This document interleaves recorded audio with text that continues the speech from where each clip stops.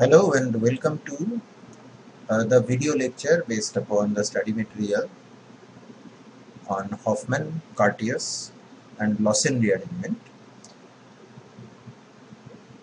আমাদের এই ভিডিও লেকচারের বিষয়বস্তু হচ্ছে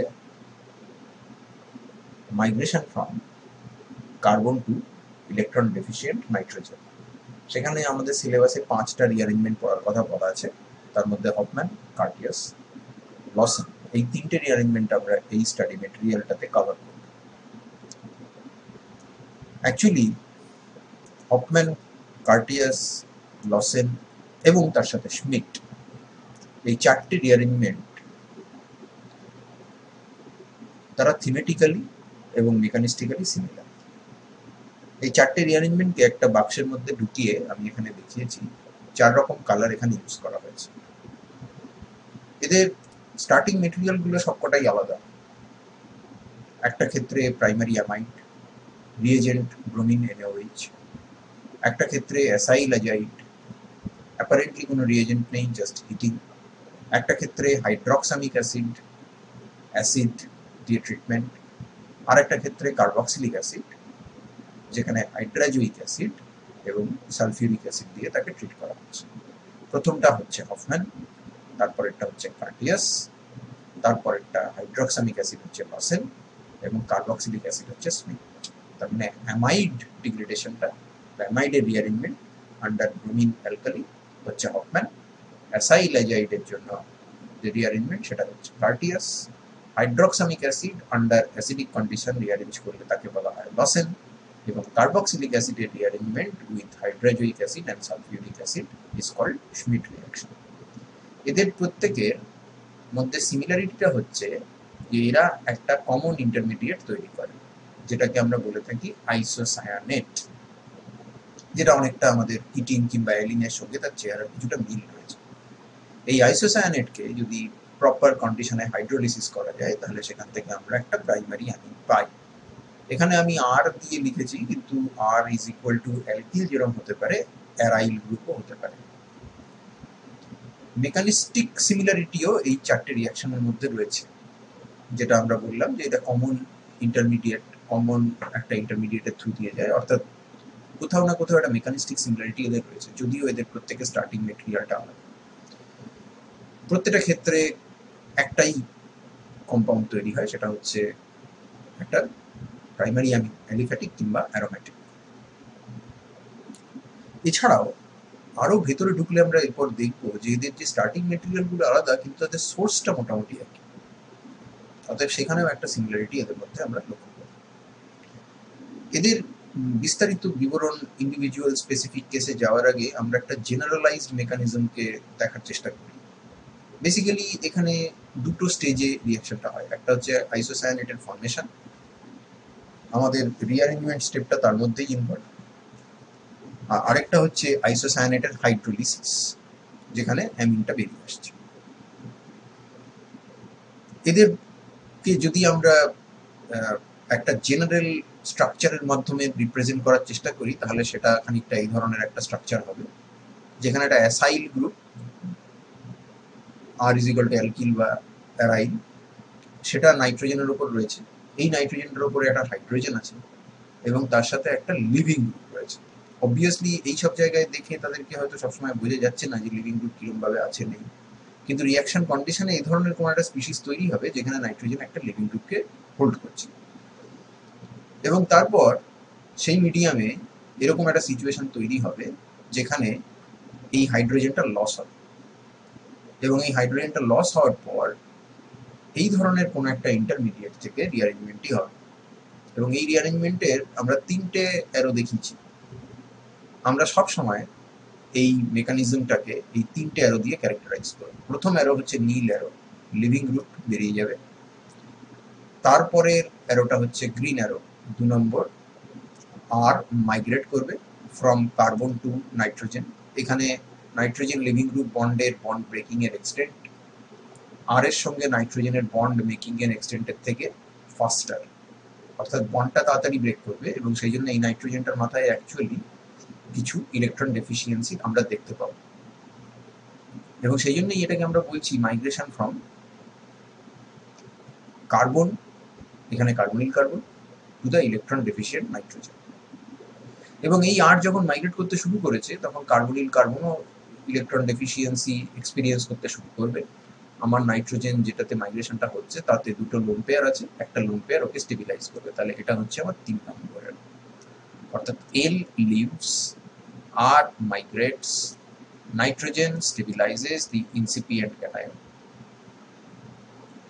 এবং আমরা এর আগে বহুবার যে জিনিসটা দেখেছি সেটা হচ্ছে এই ধরনের মাইগ্রেশনের ক্ষেত্রে anti orientation of the migrating group which is the L and the leaving group migrating group which is R and the leaving group which is L, তাদের অ্যান্টি ওরিয়েন্টেশন দরকার, which is clearly visible here. আমি এটাকে একটু clear করে দিই, তুমি এটা ব্যাপারটা বুঝতে পারো। এটা কিন্তু অ্যান্টি ওরিয়েন্টেশনে আছে, এইটা, এটা এবং এইটা। তাহলে এই রিঅ্যারেঞ্জমেন্টটা হলে নাইট্রোজেনের সঙ্গে এল এর বন্ড ভেঙে যাবে, আর কার্বনেটকে ত্যাগ করে নাইট্রোজেনের মাথায় এসে উঠবে, অর্থাৎ এন এর সাথে আর এর বন্ড হবে, এবং নাইট্রোজেন আর কার্বনিল কার্বনের মধ্যে ডাবল বন্ড হবে, অর্থাৎ আইসোসায়ানেট হবে। অনেকে বলে থাকে যে এই রিঅ্যারেঞ্জমেন্টটা অ্যাকচুয়ালি কনসার্টেড পাথওয়েতে হয় না, অর্থাৎ এই তিনটে অ্যারো যেভাবে আমরা একবারে ঘুরিয়ে দিচ্ছি এটাকে এভাবে ঘোরানো যায় না। প্রথমে এল বেরিয়ে যায় এবং এল বেরিয়ে গিয়ে একটা নাইট্রিন ইন্টারমিডিয়েট তৈরি হয়। Nitrene intermediate is akin to carbene intermediate, যেখানে কার্বনের আশেপাশে মাত্র 6টা ইলেকট্রন থাকে, অথচ কার্বনের মাথায় কোনো ফরমাল চার্জ থাকে না। তো এই নাইট্রিন ইন্টারমিডিয়েট তারপরে আর এর মাইগ্রেশন এবং নাইট্রোজেনের stabilisation of the incipient cation, তার মাধ্যমে আইসোসায়ানেট তৈরি করে। তবে আমরা মোস্টলি কিন্তু এই ইন্ট্রামলিকিউলার কনসার্টেড পাথওয়ে যেটা সেটাই দেখতে পাই। এই রিয়াকশনটা হওয়ার জন্য তার মানে আমাদের কিছু এসেনশিয়াল ফিচার লাগে। একটা ফিচার হচ্ছে যে এই জিনিসটা তৈরি হতে হবে, অর্থাৎ এখানে একটা হাইড্রোজেন গোছের কিছু থাকা দরকার, কারণ এটা না বেরোলে এখানে এই ধরনের কোনো স্পিসিস তৈরি হওয়া মুশকিল। আর আরেকটা হচ্ছে এখানে একটা not excellent but acceptable living group থাকতে হবে। যদি এমন কেউ থাকে যে লিভিং গ্রুপ নয়, তাহলে তাকে লিভিং গ্রুপে কনভার্ট করে দিতে হবে। নেক্সট স্টেপ হচ্ছে সেকেন্ড স্টেজ, যেটা হাইড্রোলিসিস অফ আইসোসায়ানেট। তো আইসোসায়ানেটের হাইড্রোলিসিস দুভাবে করা যায়, এটা অ্যাসিড মিডিয়ামেও করা যায়, আবার বেস মিডিয়ামেও করা যায়। ডাইলিউট অ্যাসিড কিংবা অ্যালকালি ইন ওয়াটার, সেটা দিয়েও করা যায়। আইসোসায়ানেট দু ক্ষেত্রেই হাইড্রোলাইজড হয়ে প্রাইমারি অ্যামিন তৈরি করে। অ্যালকালি মিডিয়ামে কার্বন ডাই অক্সাইড যেটা রিলিজ করে, অবভিয়াসলি এই কার্বন যেটা ব্লু রং দিয়ে দেখানো আছে এটা এখানে লস হবে, তার মানে এটা কার্বন ডাই অক্সাইড হিসেবে বেরোবে। এটা অ্যালকালির দ্বারা অ্যাট্যাক্ট হয় এবং আলটিমেটলি বাইকার্বনেট, কার্বনেট এসব জিনিস তৈরি হয়। আর অ্যাসিডিক মিডিয়ামে ওটা কার্বন ডাই অক্সাইড হয়ে মিডিয়ামে থাকে এবং ইভেনচুয়ালি গ্যাস হিসেবে বেরিয়ে যায়। এর অ্যালকালি মিডিয়ামের হাইড্রোলিসিসের একটা মেকানিজম আমি এখানে দেখিয়েছি। অ্যাসিড মিডিয়ামটা তুমি নিজে চেষ্টা করে দেখো। অ্যালকালি মিডিয়ামে OH মাইনাস হচ্ছে নিউক্লিওফাইল। আইসোসায়ানেটের যে কার্বনিল কার্বন সেটা দুটো হেটেরো অ্যাটমের সঙ্গে 4টে বন্ড দিয়ে যুক্ত আছে এবং সেটা হচ্ছে sp হাইব্রিডাইজড অর্থাৎ লিনিয়ার, স্টেরিক্যালি হাইলি অ্যাক্সেসিবল এবং extremely electrophilic because of the electron withdrawing effects of the two hetero atoms. এবং এই জাতীয় জিনিস আমরা কিটিন, আমরা আর্ন ডাইস্ট্রাটে যখন দেখেছি, আর্ন ডাইস্ট্রাটে উইলফ রিঅ্যারেঞ্জমেন্টের পরে এর মধ্যে কিটিন তৈরি হয়, সেটাও কিন্তু একই রকম ভাবে হাইড্রোলিসিস। তো OH মাইনাস এখানে অ্যাটাক করলো, অ্যাটাক করার পরে এখানে কার্বন অক্সাইড ডাবল বন্ড ভাঙবে এবং রিফর্ম করবে, তারপর ইভেনচুয়ালি কার্বন নাইট্রোজেন বন্ডটা ভেঙে নাইট্রোজেনের মাথায় মাইনাস চার্জ যাবে। অবভিয়াসলি মিডিয়ামে ওয়াটার আছে, this is a moderately strong base, so water will protonate it, এবং এখানে তুমি একটা ডেরিভেটিভ পাবে যেটা দেখে তোমার চিনতে পারা উচিত যে এটা একটা কার্বামিক অ্যাসিডের ডেরিভেটিভ। কার্বামিক অ্যাসিডের স্টেবিলিটি নেই, carbamic acid actually is very unstable because it decomposes spontaneously into ammonia and carbon dioxide. তো এটা একটা কার্বনিক অ্যাসিডের ডেরিভেটিভ। NH2 বদলে RNH আছে, আর এইদিকে CO2H নেই, CO2 মাইনাস আছে। তো কার্বনিক অ্যাসিড সল্ট এটাও ডিকম্পোজ করবে। Under this reaction condition it will lose the carbon dioxide and it will eject RNH fragment which will take up a proton from the medium to become RNH2, and this carbon dioxide will be trapped by the alkali to eventually give you the carbonate. Acidic medium এও গল্পটা খানিকটা একই রকম, শুধু এই এখানে maybe the isocyanate will be protonated and the nucleophile will be water. Proton transfer steps are slightly different, but you get the gist. মোটামুটি একই রকম ভাবে রিঅ্যাকশনটা হবে। এটা তুমি I suggest তুমি এটা চেষ্টা করে দেখতে পারো। So once we understand the basic theme of these reactions, let us move on to a specific case. August Wilhelm von হফম্যানের তৈরি করা যে রিয়াকশন, যে হফম্যানের নাম তুমি এর আগে হফম্যান এলিমিনেশন ইত্যাদি এইসব জায়গায় শুনে এসেছো, তার তৈরি করা এই রিয়াকশনটা, যেটাকে আমরা Hofmann degradation, Hofmann amide degradation, Hofmann rearrangement অনেকগুলো নামে চিনে থাকি। স্টার্টিং মেটেরিয়াল হচ্ছে প্রাইমারি কার্বক্সামাইড, কার্বক্সিলিক অ্যাসিডের অ্যামাইড, এবং সেটা alkali in presence of bromine reaction করে RNH2 তৈরি করে। এখানে একটা ব্যালেন্সড ইকুয়েশন দেখানো হয়েছে যেখানে সাইড প্রোডাক্টগুলো আমরা দেখতে পাচ্ছি। অবভিয়াসলি কার্বনটা যে লস হয়েছে সেটা কার্বনেট ফর্মে লস হয়েছে। এই আনুষঙ্গিকভাবে এখানে পটাশিয়াম ব্রোমাইড, ওয়াটার ইত্যাদি তৈরি হয়েছে। অ্যাট দ্য সেম টাইম এই রিয়াকশনটা কিন্তু আমরা bromine in presence of sodium মেথক্সাইডও করতে পারি, ব্রোমিন ইন NaOH বা KOH না করে। ইন দ্যাট কেস সেক্ষেত্রে আমরা যদি আমরা OH মাইনাস ইউজ করি তাহলে আমরা কার্বামিক অ্যাসিডের সল্ট পাচ্ছি।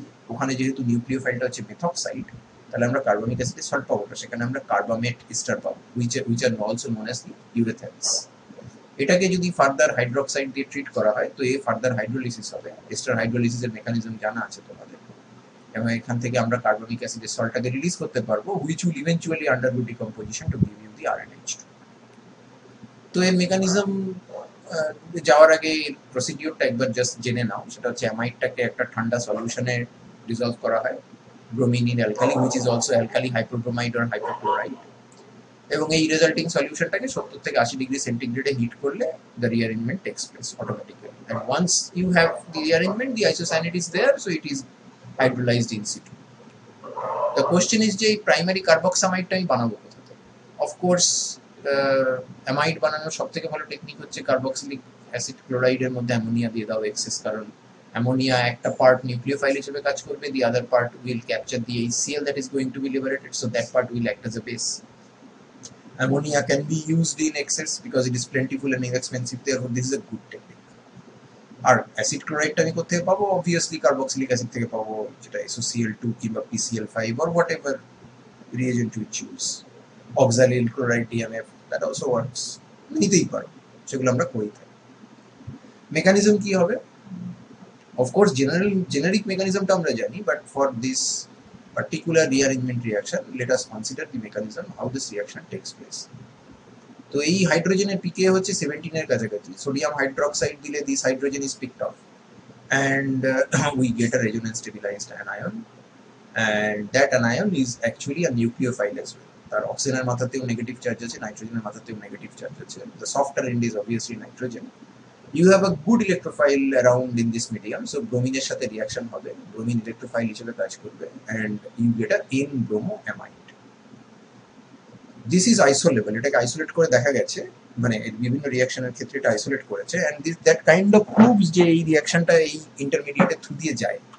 যে ইন্টারমিডিয়েট আছে বলে আমি দাবি করছি, সেটা যদি রিয়াকশন মিডিয়াম থেকে আমি আইসোলেট করতে পারি তাহলে আমার দাবিটা কোরোবোরেটেড হয় obviously. After introduction of this bromine, this hydrogen becomes more acidic. এই ধরনের জিনিস আমরা এর আগে হ্যালোফর্ম রিয়াকশনে দেখেছি যে once you pick up one alpha hydrogen of acetone and you introduce a bromine in base medium, that alpha hydrogen যেখানে ব্রোমিনটা introduced হয়েছে তার অ্যাসিডিটি বেড়ে যায় বিকজ অফ ব্রোমিনের মাইনাস আই এফেক্ট। তো একই গল্প এখানেও হবে, তাহলে এই হাইড্রোজেনটা আরো বেশি অ্যাসিডিক হয়েছে, so this will be now picked up by the hydroxide, so you get a N-bromoamide salt. Now instead of incorporating another bromine just like haloform, এবার রিঅ্যাকশনটা একটু অন্যদিকে চলে যাবে। এবার আমরা কিন্তু ওই জাতীয় জিনিসে পৌঁছে গেছি। এই যে ইন্টারমিডিয়েটটা যেটা ছিল, যেটাতে আমরা দেখছিলাম যে নাইট্রোজেনের উপর নেগেটিভ চার্জ এবং it carries a living group, it carries a living group. Bromide is a good living group. SN2 reaction আমরা যখন পড়েছি বা SN1 পড়েছি তখন আমরা জানি যে bromide is very acceptable as a living group, and therefore those three arrows will now take over. Bromide leaves, R migrates, nitrogen stabilizes the incipient carbocation. That is a 1-2 shift, intramolecular and concerted, and therefore we get isocyanate, which is decomposes in the reaction medium to give you the primary aromatic, aliphatic or heteroaromatic, কারণ আর পার্টটা একটা heterocyclic রিংও হতে পারে। এই যদি mechanism হয় তাহলে আমাদের এর ফেভারে এভিডেন্সেস কি কি আছে? এভিডেন্সেস আর প্লেন্টিফুল, প্রচুর এভিডেন্স আছে। এটার স্যালিয়েন্ট ফিচার্স গুলো আমরা এর আগে দেখিনি। Migration from carbon to electron deficient nitrogen, as I have told you, nitrogen bromine bond খুব তাড়াতাড়ি ভাঙছে, আর অত তাড়াতাড়ি মাইগ্রেট করে আসতে পারছে না, আফটার অল সিসি বন্ড ভাঙতে হচ্ছে। তো তাহলে এই নাইট্রোজেন কিন্তু actually electron deficient, but you still have a negative charge over it at your starting material, so don't get fooled by that. এই যে ইন্টারমিডিয়েট গুলো, যে এনব্রোমাইমাইড salt and the isocyanate, in special cases all of this are isolable, gives credence to your demand যে this is the most likely mechanism. Very important for your exam হচ্ছে, if you take a primary carboxamide which is the migrating group, in that case if this is chiral, যেমন আমরা এখানটায় একটা chiral migrating group নিয়েছি highlighted by blue, সেটাকে তুমি যদি NaOH bromine দিয়ে ট্রিট করো, তো আমার মেকানিজম, আমার প্লজিবল মেকানিজম অনুযায়ী এটা মাইগ্রেশন হচ্ছে কনসার্টেড এবং ইন্ট্রামলিকিউলার। Therefore this should retain, the migrating group, chiral migrating group should retain its configuration, এবং অ্যানালিসিস গুলো দেখা যাবে যে হ্যাঁ সত্যি মাইগ্রেশনের কনফিগারেশন রিটেন রয়েছে, এবং সেটাকে আমরা এখানটায় এঁকেছি। This again corroborates my proposed mechanism, or not my mechanism, but the mechanism that was proposed by organic chemists. Secondary কার্বক্সামাইডদের ক্ষেত্রে এই রিঅ্যারেঞ্জমেন্টটা হওয়ার কথা নয়, because actually you are going to need couple of hydrogens on your amide. যদি first হাইড্রোজেনটা থাকে তাহলে এটা খেয়ে নিয়ে সেখানে ব্রোমিন ঢুকবে, আর সেকেন্ড হাইড্রোজেনটা খাওয়ার পরেই রিঅ্যারেঞ্জমেন্টটা একমাত্র পসিবল, তার আগে কিন্তু রিঅ্যারেঞ্জমেন্টই হবে না। তাহলে তুমি যদি এখানে একটা সেকেন্ডারি অ্যামাইড নিয়ে নাও, সেকেন্ডারি কার্বক্সামাইড নিয়ে নাও, তাহলে after introduction of the bromine এই ইন্টারমিডিয়েটটাতে তো যেতে পারবে না, কারণ এখানে তো কোনো প্রোটন নেই, এবং রিয়াকশন থেমে যাবে। সেই জন্য এইরকম কোশ্চেন তোমাকে দিতে পারে, ইন মিথাইল অ্যাসিটামাইড কেন হফম্যান রিঅ্যারেঞ্জমেন্ট দেয় না? অ্যাকর্ডিংলি উত্তর লিখতে হবে, মেকানিজমটা দেখাতে হবে, এবং তারপর বলতে হবে যে there is a lack of the second proton which prevents formation of that kind of an intermediate, and that is responsible for the migration, therefore the migration doesn't take place. The RDS is the breaking of the CC bond, carbonyl কার্বনের সঙ্গে migrating group, carbon base migrating গ্রুপের যে bond, সেটা CC bond, সেটার যে breakage সেটাই হচ্ছে, মানে অর্থাৎ 1-2 শিফটটাই হচ্ছে তোমার RDS। এটার প্রমাণ কি? এটা বেসিক্যালি পিকেআই দেখাচ্ছে, অর্থাৎ এখানটায় তুমি যদি ব্লু কালারের ইয়ে নাও, ব্লু কালারের ফিনাইল রিং নাও, এবং এখানটায় তুমি রেড কালারের ফিনাইল রিং নিয়েছো, blue colour signifies all carbons are C12, red color signifies like there is a abundance of C14. তো তাহলে এবার এখানে দুটো রেড যদি আলাদা ভাবে মাপা হয় আইডেন্টিক্যাল কন্ডিশনে, তাহলে একটা রেড কনস্ট্যান্ট 12C এর জন্য আসবে, একটা রেড কনস্ট্যান্ট 14C এর জন্য আসবে। Obviously this is not going to be as dramatic as you have seen for kinetic investigations when hydrogen is replaced by deuterium, কারণ সেখানে মাসটা ডাবল হয়ে যায়, এখানে মাসটা মোটেও ডাবল হচ্ছে না, জাস্ট স্লাইটলি চেঞ্জ হচ্ছে। But still, within the experimental error and the limit expected, you will see যে এখানে ও পিকেআই দেখাচ্ছে, which means যে এই বন্ডটা বা এই বন্ডটা এটা কিন্তু আরডিএস এ ভাগছে। ইন্ট্রামলিকিউলারের মলিকুলারিটি প্রমাণ করার আরেকটা বড় অস্ত্র হচ্ছে ক্রসওভার এক্সপেরিমেন্ট। যদি আমরা দুটো মোটামুটি একই রকম দেখতে বাট স্লাইটলি আলাদা সাবস্ট্রেটকে মিশিয়ে দিয়ে তারপর রিয়াকশন করি, এবং সেখানে যদি আমরা দেখি যে নর্মাল প্রোডাক্ট তৈরি হচ্ছে, কোনো ক্রস প্রোডাক্ট তৈরি হচ্ছে না, তাহলে আমরা বলি যে রিয়াকশন ইন্ট্রামলিকিউলার, অর্থাৎ পার্টিকুলারলি রিঅ্যারেঞ্জমেন্টের সময় মাইগ্রেটিং গ্রুপটা নিজে যে মলিকিউলটা থেকে শুরু করেছিল সেই মলিকিউলটাকে কখনোই পুরোপুরি লিভ করে মিডিয়ামে বেরিয়ে আসে, কারণ মিডিয়ামে যদিও ডিটাচড হয়ে বেরিয়ে আসতো তাহলে সাইমালটেনিয়াসলি দুটো সাবস্ট্রেটের ফ্র্যাগমেন্টের সাথেই ও রিয়াকশন করতে পারতো, এবং একটা যদি নর্মাল প্রোডাক্ট হতো তার একটা ক্রস প্রোডাক্ট হতো। তো সেসব কিছুই আমরা পাচ্ছি না এখানে। আমরা এখানে একটা কম্পাউন্ড নিয়েছি যেখানে এই পজিশনটাকে ডয়টেরিয়াম দিয়ে লেভেল করা আছে, আর একটা বেঞ্জামাইন নিয়েছি যেখানে এই নাইট্রোজেনটা N50। তাহলে এই দুটোকে মিশিয়ে রিয়াকশন করেছে এবং দেখেছে যে এই সিস্টেমের জন্য অবভিয়াসলি এইটা নর্মাল প্রোডাক্ট, এই সিস্টেমের জন্য অবভিয়াসলি এইটা normal product, because the marker is not here, and when you have the marker here you don't have N15, and there is no such thing as এইটা অথবা এইটা। এটা নেওয়ার পেছনে কারণ ছিল, এই কম্পাউন্ড আর এই কম্পাউন্ড এই দুজনের মাসটা সেম হবে, কারণ এখানে তুমি হাইড্রোজেনের ডয়টেরিয়াম করেছো, তাহলে বেঞ্জামাইডের মাস যদি 1 হয়, মাস যদি M হয়, তাহলে এর মাস অবভিয়াসলি M+1, অ্যান্ড এর মাসও কিন্তু M+1, কারণ N14 এর জায়গায় M15 আছে। তাহলে যখন তুমি এই কম্পাউন্ডটা পেয়েছো, তাহলে এর মাস যদি হয় M প্রাইম, অর্থাৎ অ্যানিলিনের মাস যদি হয় M প্রাইম, তাহলে this is M prime plus 1 for sure. আর এর মাসটাও কিন্তু M প্রাইম প্লাস 1ই হবে। আর অন দি আদার হ্যান্ড, এই কম্পাউন্ড যদি অ্যানিলিন সত্যি মিডিয়ামে তৈরি হয়ে থাকে, যেখানে এখানে মার্কার নেই এবং এটা N14, তাহলে এটার মাস হবে M। আর যদি এইটা নিয়ে থাকো, মানে সরি, যদি এটা তৈরি হয়ে থাকে, তাহলে এটার মাস হওয়া উচিত হচ্ছে M, এটার মাস হওয়া উচিত M প্রাইম, এটার মাস হওয়া উচিত M প্রাইম প্লাস 2, কারণ এখানে তোমার 1 বেড়েছে, হাইড্রোজেনের জায়গায় ডয়টেরিয়াম, এখানে 14 এর জায়গায় 15। তাহলে এইসব কাণ্ড কারখানা যদি হয়, তাহলে তো বুঝতেই পারছো, তোমার মাস স্পেকট্রামটা দেখলেই বুঝতে পেরে যাবে যে অ্যাকচুয়ালি কটা প্রোডাক্ট হয়েছে। তো দেখা যাচ্ছে মাস স্পেকট্রামে প্রোডাক্টে একটাই মাস আসছে, এবং সেটা ক্যালকুলেশন করে দেখা যাচ্ছে যে অ্যানিলিনের যা মাস তার থেকে 1 ইউনিট বেশি। আমি কোথাও অ্যানিলিনের মাসটা পাচ্ছি না, অথবা অ্যানিলিনের মাসের থেকে 2 বেশি মাস, এরকম কিছু পাচ্ছি না। অতএব this is a very nicely designed elegant experiment, যেটার ক্যারেক্টারাইজেশন খুব ইজি, এবং রুটিন মাস স্পেকট্রোস্কোপি করে আমরা প্রমাণ করে দিতে পারি যে এখানে ক্রসওভার প্রোডাক্ট হয় না। When you are have sufficient alkali, when you have sufficient alkali, the isocyanate is completely decomposed by alkali. No other nucleophile gets the opportunity to react with the highly electrophilic isocyanate.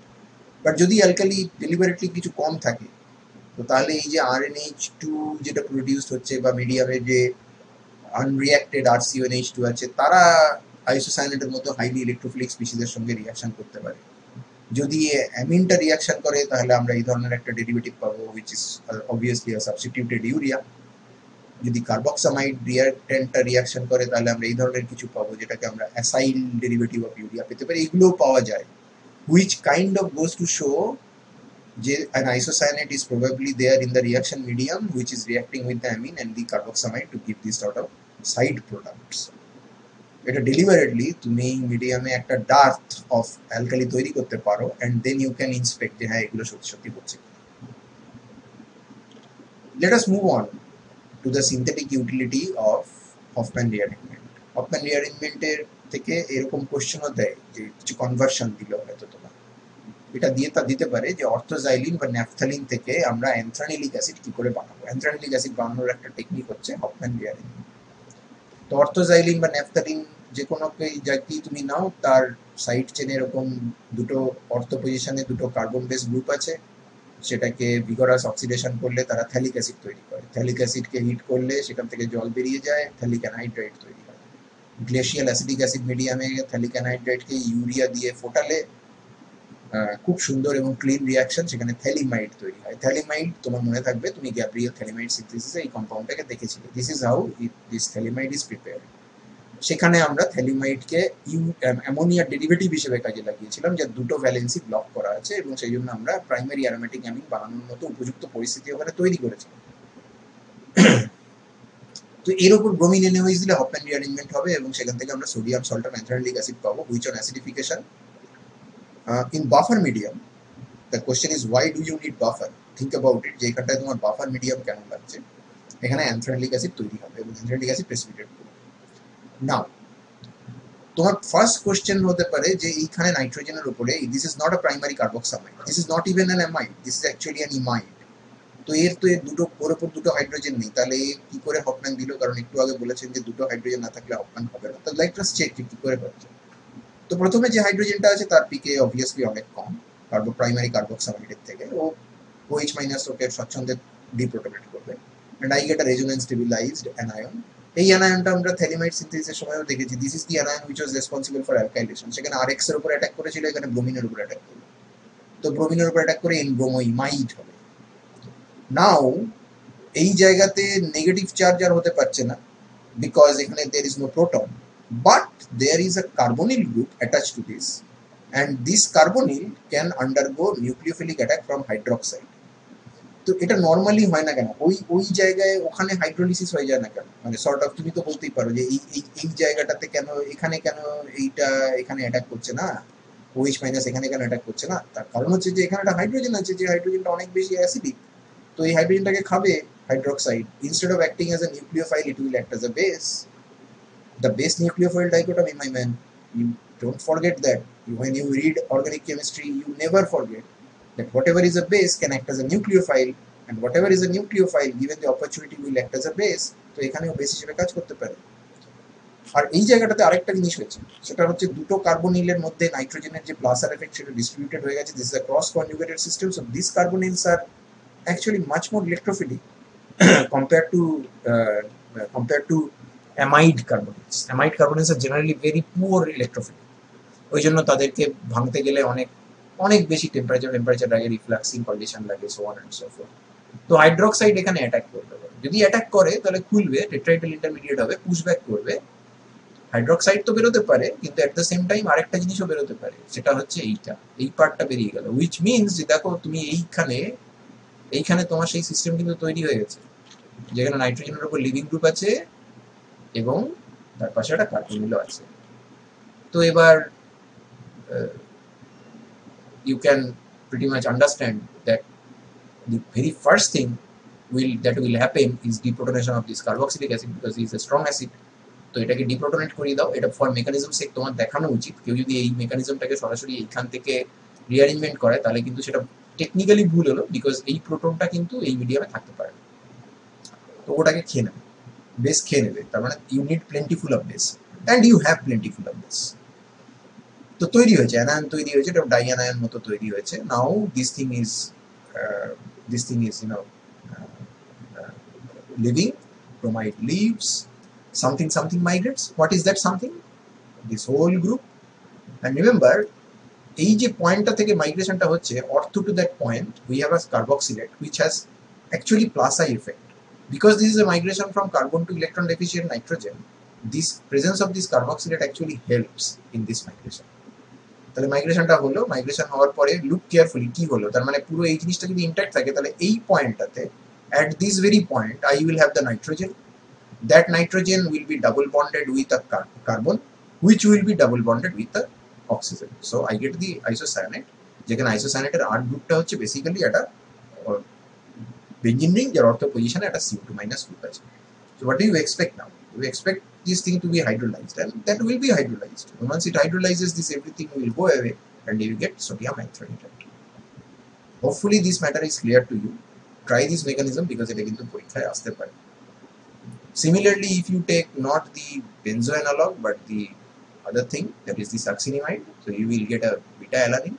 একই রকম ভাবে চেষ্টা করে দেখো কি করে হচ্ছে না হচ্ছে। আর আমি এর একটা অ্যাডভান্স প্রবলেম সেট করেছি যে এই জায়গাটাকে যদি আমি একটু আলাদা করে দিই, অর্থাৎ তখন নাইট্রো, এই কম্পাউন্ডটার এই পজিশনে নাইট্রো এসে যাওয়ার ফলে এই দুটো কার্বনিল কিন্তু আর সিমিলার নেই। এখানে তুমি যে কোনো দিকেই অ্যাটাক করতে পারছিলে, এখানে কিন্তু সেটা সিমিলার হবে না।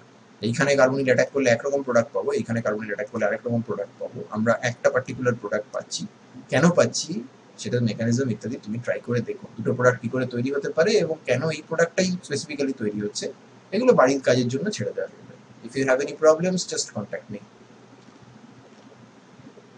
ওকে, হফম্যান রিঅ্যারেঞ্জমেন্টের আরো ফার্দার সিনথেটিক ইউটিলিটি রয়েছে, যেমন আমরা হাইড্রোজেন বানানোর জন্য আমরা ইউরিয়া থেকে হফম্যান রিঅ্যারেঞ্জমেন্ট করতে পারি। এখানে আমরা NaOCl ইউজ করছি, sodium hypochloride, which is basically the NaOH chlorine. Synthesis of tertiary butylamine, যেটা পিভালিক অ্যাসিড থেকে পিভালামাইড বানায়, পিভালামাইড থেকে হফম্যান রিঅ্যারেঞ্জমেন্ট করে দেয়। আমরা জানি পিভালিক অ্যাসিড বানানোর জন্য তুমি পিনাকোলন দিয়ে ঢুকতে পারো, or you can come from the Grignard route. Meta bromo aniline তৈরি করার সময় আমরা বেঞ্জোইক অ্যাসিড নিয়ে তার ব্রোমিনেশন করে বেঞ্জোইক অ্যাসিডকে CONH2 তে কনভার্ট করে তারপর একটা হফম্যান রিঅ্যারেঞ্জমেন্ট করতে পারি, so I can get NH2 and bromine. These two normally cannot be done on aniline bromination, because অ্যানিলিনের ব্রোমিনেশন করলে তিনখানা জায়গায় ঢুকে যাবে। অ্যানিলিনকে তুমি যদি অ্যাসিটাইলাইট করে ব্রোমিনেশন করো তাহলে প্যারা পজিশনে ঢুকবে, তো meta regioselectivity is not available. ব্রোমোবেঞ্জিনের উপরে যদি নাইট্রেশন করো তাহলে মেটাতে ঢুকবে না, bromobenzene is ortho para director, so that way you can't access, but in this way you can go about this reaction. এছাড়াও এই ধরনের মেটা পজিশন 1,3 রিলেশনশিপ তো আমরা ইয়ে করেও করতে পারি, আমরা 1,3 ডাইনাইট্রোবেঞ্জিন করে তারপর সিকোয়েন্সিয়াল রিডাকশন ইত্যাদি করে টোটা আমরা সেগুলো করতে পারি, সেগুলো আগে আলোচনা করা হয়েছে। এটা একটা হেটেরোসাইকেলের example, not very tough, but তোমার পরীক্ষায় এটা আসার চান্স নেই, because you are sem 4 student, sem 5-এ আগে হেটেরোসাইকেল নেই। তো এখানে জাস্ট বেসিক্যালি একটা পিকোলিন ডেরিভেটিভ নিয়েছে, this is known as beta picoline, পিরিডিনের যদি মিথাইল ডেরিভেটিভ হয় তাহলে তাকে বলা হয় পিকোলিন। তাহলে এটা বিটা পজিশন, এটা আলফা পজিশন। তো বিটা পিকোলিনকে নিয়ে সেখানে অক্সিডাইজ করেছে, তারপর সেটাকে এস্টারিফাই করেছে, এস্টারিফাই করার পর সেটাকে অ্যামোনিয়া দিয়ে ট্রিট করে অ্যামাইড করেছে, এবং তারপর ব্রোমিন কেওএইচ দিয়ে ট্রিট করে 3-অ্যামিনো পিরিডিন বানিয়ে দিয়েছে। So this much is for our Hofmann rearrangement. Next up is Cartius. Cartius is a rearrangement which involves acyl azide. Okay, acyl azide rearrangement, acyl azide নিয়ে reaction করে। acyl azide হচ্ছে RCON3। এবার N3 কে যদি হাত পা মেলে ডালপালা মেরে লেখো তাহলে সেটা N-N2+ হয়। এই অ্যাজাইড আয়নটাকে তুমি এর আগে দেখেছিলে SN2 এর সময়। Bullet like shape, both sides nucleophilic, probability of reaction is very high, therefore an excellent nucleophile, ইত্যাদি ইত্যাদি এসব কথা বলা হয়েছিল। এই রিঅ্যাকশনটাকে করা হয় একটা নন প্রোটিক মিডিয়ামে। কোনো পোলার প্রোটিক সলভেন্ট আমরা ইউজ করি না যদি আমরা আইসোসায়ানেটকে আইসোলেট করতে চাই। যেমন আমরা এখানে ক্লোরোফর্ম মিডিয়াম ইউজ করছি, আইসোসায়ানেট তৈরি হলো, নাইট্রোজেন গ্যাস বেরিয়ে এলো, এবং এখানে তোমার লিভিং গ্রুপ অবভিয়াসলি N2+, এবং এটাকে অ্যাকুয়াস অ্যাসিড বা অ্যালকালি দিয়ে ট্রিট করলে আইসোসায়ানেট থেকে প্রাইমারি অ্যামিন হবে। এখানে খেয়াল করে দেখো, এখানে আর প্রোটন ফোটন কিছু রাখার কোনো দরকারই ছিল না, দরকারই নেই, তার কারণে অলরেডি ওই অবস্থাতেই আছে। এবং লিভিং গ্রুপটা যদি তুমি দেখো তাহলে এর থেকে ভালো লিভিং গ্রুপ পাওয়া খুব মুশকিল। N2+, যেখানে কেউ লিভ করে না সেখানে N2+ লিভ করে। ব্রিজ হেড পজিশনে যেখানে SN1 হতে চায় না, সেখানে তুমি যদি N2+ কে রেখে দাও তো সে ব্রিজ হেড কার্বন যতই আনস্টেবল হোক N2+ লিভ করিয়ে সেখানে SN1 করিয়েই ছাড়ে। তাহলে এখানে নাইট্রোজেনের লিভেবিলিটি নিয়ে কোনো প্রশ্ন নেই, জাস্ট একটু হিট করলেই ও বেরিয়ে যাবে। তাহলে nitrogen leaves, alkyl or aryl migrates, nitrogen stabilizes the incipient carbocation, and you get your K, isocyanate. Isocyanate কিভাবে কি হবে না হবে সেটা তার কি হাইড্রোলিসিস হবে সেই মেকানিজম তো আমরা অলরেডি আগে দেখেছি। এবার আইসোসায়ানেটের তৈরি হওয়ার আগে অ্যাসাইল অ্যাজাইডের মধ্যে অনেকগুলো নাইট্রোজেন ছিল, 3টে নাইট্রোজেন ছিল, তো কোনটা বেরোচ্ছে সেটার জন্য একটা লেভেলিং এক্সপেরিমেন্ট করেছে। এই পার্টটা লেভেলড হয়ে আছে, দেখা যাচ্ছে যে নাইট্রোজেন যেটা বেরোচ্ছে সেটা লেভেলড, তার মানে এই নাইট্রোজেনের পাশের এই নাইট্রোজেন, তার মানে এই দুটোই বেরিয়েছে, তার মানে এই নাইট্রোজেনটা হচ্ছে তোমার এই নাইট্রোজেন। ইন্ট্রামলিকুলারিটির যদি তুমি প্রুফ চাও তাহলে সেই একই গল্প, এবং এটাও তোমার পরীক্ষার জন্য আবার খুব ইম্পর্টেন্ট। সেটা হচ্ছে যে complete retention of configuration for migrating groups which are chiral in nature. তো কাইরাল মাইগ্রেটিং গ্রুপকে তুমি যদি হিট করো এবং তারপর যদি সেটাকে H2O দিয়ে ট্রিট করো তাহলে প্রথমে এই আইসোসায়ানেটটা হবে, এবং after hydrolysis you will get this type of compound. Acyl azide বানাবো কি করে? সহজ উপায় হচ্ছে অ্যাসিড ক্লোরাইডের মধ্যে NaN3 দিয়ে দাও, তাহলে লেটা চুকে যায়। অ্যাসিড ক্লোরাইড আসবে থেকে কার্বক্সিলিক অ্যাসিড। তার মানে দেখো সেই ঘুরে ফিরে হফম্যানেও যেরকম কার্বক্সিলিক অ্যাসিড থেকে কার্বক্সামাইড বানাতে হয়েছিল, এখানেও কিন্তু সেই কার্বক্সিলিক অ্যাসিড থেকেই আসবে। এছাড়া আরো টেকনিক আছে, তুমি অ্যাসাইল অ্যাজাইডের মধ্যে হাইড্রোজেন দিয়ে অ্যাসাইল হাইড্রাজাইড করতে পারো, সেটা ডাইওটাইজেশন করতে পারো। একটা খুব ইম্পর্টেন্ট রিয়েজেন্ট এখন ইউজ করে, সেটা হচ্ছে ডাইফিনাইল ফসফরিল অ্যাজাইড। এটা তোমার পরীক্ষাতে আসবে না, কিন্তু এটা একটা ইম্পর্টেন্ট এবং popular reagent to prepare acyl azides right now. Obviously এখানে কিছু অ্যাসিড পত্র লিবারেট হয়, সেই জন্য তাকে নিউট্রালাইজ করার জন্য ET3 ইত্যাদি রাখতে হয়। তো এই ধরনের নানা রকম টেকনিকের মাধ্যমে তুমি অ্যাসাইল অ্যাজাইড বানাতে পারো, এবং এটাকে হিট করলে আইসোসায়ানেট হবে। আইসোসায়ানেটকে যদি তুমি ওয়াটার দিয়ে হাইড্রোলিসিস করো তাহলে প্রাইমারি অ্যামিন, যদি R1NH2 দিয়ে ট্র্যাপ করার চেষ্টা করো তাহলে ইউরিয়া ডেরিভেটিভ, যদি অ্যালকোহল দিয়ে ধরার চেষ্টা করো তাহলে আমরা কার্বোমেটস বা ইউরেথেন্স পাবো। এসব কিছুরই সিনথেটিক ইউটিলিটি আছে। আনফর্চুনেটলি আমাদের লেভেলে আমরা সেই ইউটিলিটিগুলোর ব্যাপারে এত কিছু এগোতে পারছি না, আমরা এত কিছু কথা বলতে পারছি না। একটা দুটো জিনিস আমরা একটুখানি দেখব। একটা হচ্ছে সিনথেসিস অফ অ্যামিনস, যেখানে আমরা অ্যাসাইল অ্যাজাইডকে ইনিশিয়ালি ট্র্যাপ করছি অ্যাজ আ কার্বামেট, যেখানে আমরা রিয়াকশন করছি টারশিয়ারি বিউটাইল অ্যালকোহল দিয়ে। তো সেখানে টারশিয়ারি বিউটানলটা নিউক্লিওফাইল, যদিও খুব পাওয়ারফুল নিউক্লিওফাইলও নয়, তার কারণ স্টেরিক হিন্ড্রেন্স তো প্রচুর আছে, but this is as I have told you extremely electrophilic, therefore এখানে রিয়াকশন হবে, এবং হওয়ার পরে এখানে কার্বামেট ডেরিভেটিভ তৈরি হবে। এই যে কার্বামেট ডেরিভেটিভ, এটাকে কিন্তু আমরা অ্যালকালি দিয়ে হাইড্রোলিসিস করছি না বা কিছু করছি না, এটাকে আমরা ট্রাইফ্লুরো অ্যাসিডিক অ্যাসিড দিয়ে ট্রিট করছি। ট্রাইফ্লুরো অ্যাসিডিক অ্যাসিড দিলে এখানে AAL1 ক্লিভেজ হবে with the departure of this isobutylene group, and the carbamic acid will be released in the reaction medium, which will immediately lose the carbon dioxide to give you RNH2. এরপরে আমরা আরেকটা example দেখেছি যেখানে আমরা ethyl ester of 4-methoxybenzoic acid নিয়েছি, সেটাকে corresponding acyl হাইড্রোজাইডে convert করে acyl azide করা হয়েছে, এটাকে বেঞ্জিন মিডিয়ামে হিট করলে করেসপন্ডিং আইসোসায়ানেট হবে, which will eventually be hydrolyzed to the corresponding aromatic amine para anisine। এরপর একটা অ্যামিনো অ্যাসিড সিনথেসিস রয়েছে, এটা তোমার এই মুহূর্তে কাজে লাগবে না, এটা ডারাবস্কি সিনথেসিস। এটা if you are interested go through it, the reaction is pretty simple. প্রথমে আমরা একটা ইথাইল সায়ানোঅ্যাসিটেট নিই, এটা একটা অ্যাক্টিভ মিথিলিন কম্পাউন্ডের মতো, সায়ানাইড CO2 দুটো আছে, তো ডিপ্রোটনেশন করে তারপরে অ্যালকাইলেশন করলে আমরা একটা অ্যালকাইলেটেড ডেরিভেটিভ পাবো।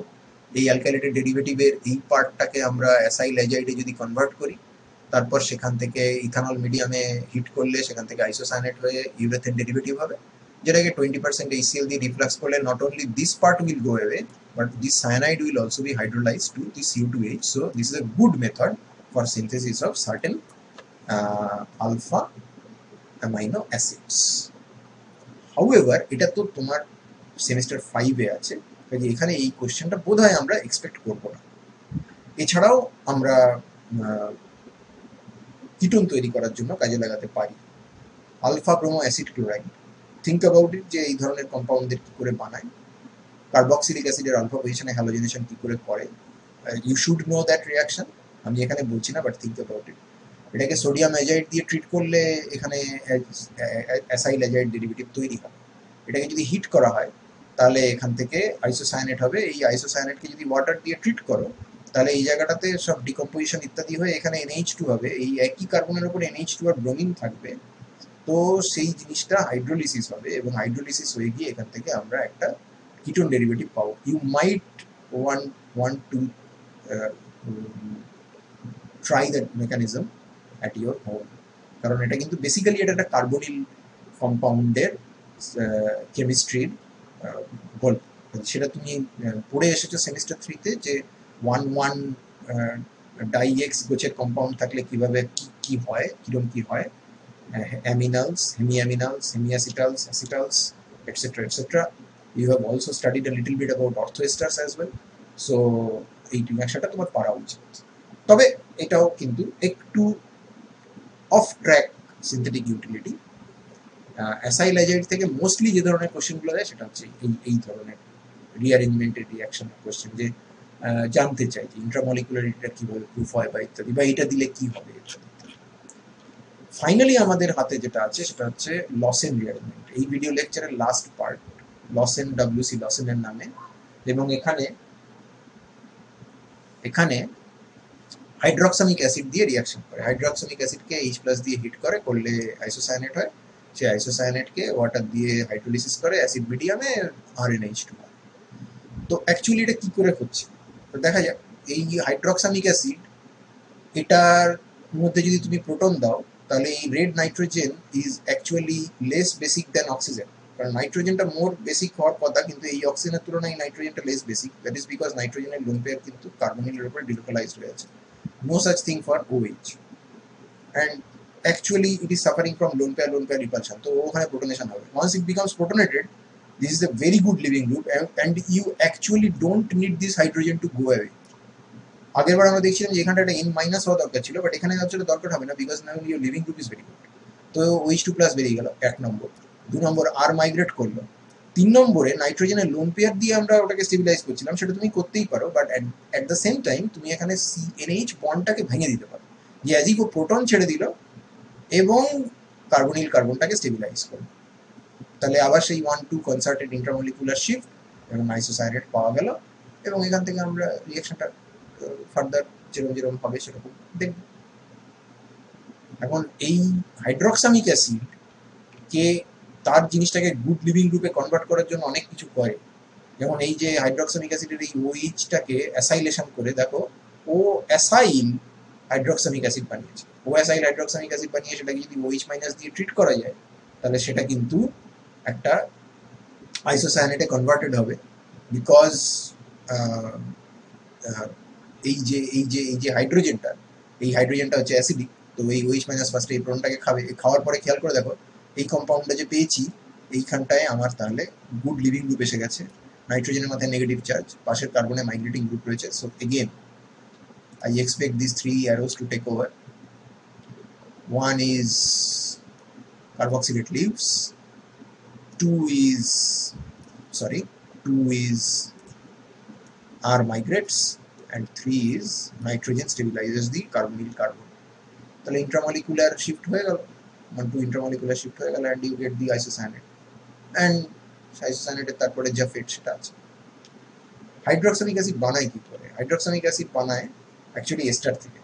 ইনফ্যাক্ট যখন এস্টার কম্পাউন্ডস গুলোকে কোয়ালিটেটিভ অর্গানিক অ্যানালিসিসে ছিল, আমরা করেছি when we were students. At this point of time it is not in the syllabus, but আমাদের করতে হয়েছিল। সেখানে আমরা হাইড্রোক্সামিক অ্যাসিড বানিয়ে তার সাথে আয়রন 3+ এর প্লেট কমপ্লেক্স করে এস্টারকে শনাক্ত করতাম। তো ওর মধ্যে হাইড্রোক্সিলামিন হাইড্রোক্লোরাইড দেয় এবং মিডিয়ামের পিএইচটাকে কন্ট্রোল করে উইথ NaOH। বা তুমি অ্যাসিড ক্লোরাইড দিয়েও করতে পারো, NH2H HCl পিরিডিন বেস হিসেবে কাজ করবে। এবং এই জিনিসকে যদি তুমি হাইড্রোক্সামিক অ্যাসিডের সরাসরি রিয়াকশন করো লসনে, তার H+ দিয়ে ফোটাতে হবে। আর তা নাহলে তুমি ওর অ্যাসাইলেশন করে দিতে পারো, সেখানে ও টসাইল ডেরিভেটিভ বানাতে পারো, ও অ্যাসাইল ডেরিভেটিভ বানাতে পারো, তোমার ইচ্ছে। কোশ্চেন কি দেবে তোমাকে? ওই ইন্ট্রামলিকুলারিটির কোশ্চেন। এইটা দেবে, দিয়ে বলবে এটাকে OH- দিয়ে হিট করলে কি হয়।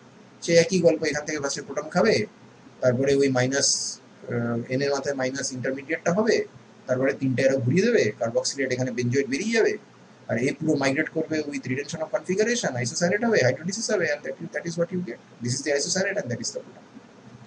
Finally, before concluding this video lecture, I would like to draw your attention to one advanced level problem. এখানে একটা আমরা আইসোসায়ানেটের একটা একটা লসেন টাইপ সিস্টেম একটা করেছি। এই জায়গার প্রথম স্টেপটা হচ্ছে বেসিক্যালি একটা অ্যারোমেটিক নিউক্লিওফিলিক সাবস্টিটিউশন, যেখানে এই ডিপ্রোটনেশন হওয়ার পরে এই মাইনাস চার্জটা নিউক্লিওফাইল হিসেবে কাজ করবে। This is a activated ring for aromatic nucleophilic substitution, and when you treat this thing with NaOH and ethanol, this naphthalene derivative emerges. Of course, because this is a naphthalene derivative question, you are not going to face it, but এটা কিভাবে হলো, কেন হলো, মেকানিজমটা কি হবে, I want you to try this thing at your home. এই যে last স্টেপটা সেটা হচ্ছে Lawson rearrangement, and there is a regioselectivity issue that is present here. So those of you who are interested are welcome to try this at your home. And this concludes this video lecture on Hofmann, Cartius and Lawson rearrangements. Thank you for your patience, and I will see you in the next one.